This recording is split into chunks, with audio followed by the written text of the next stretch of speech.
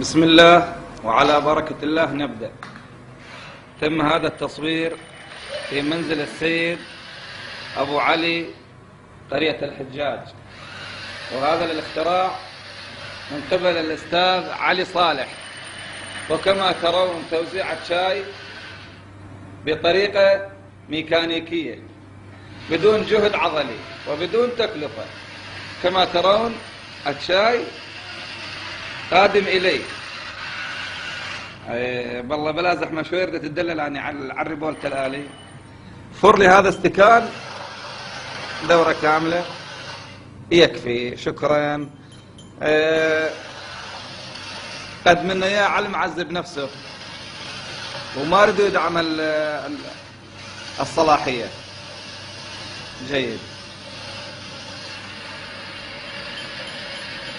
كثير من الناس اعزلت من اهاليته بسبب توزيع شاي. بالله انطي شكر الخالي ابو علي. شكر شاي مر. هذا الواحد يقدر يعني يتدلل على المعذب لان ما يبذل جهد.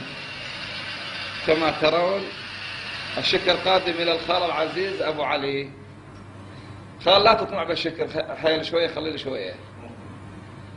شكرا.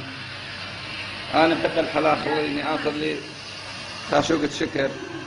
بسم الله. بعيدة والله علي شوي. الله الله الله شوي. نوب. جيد. لا تكبي الاستكان، تحكم بآلية حتى تصويرنا ما يفشل. بسم الله.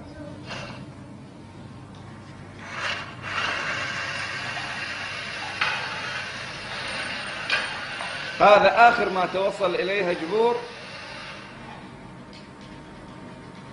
في عملية توزيع الشاي، ونشكركم.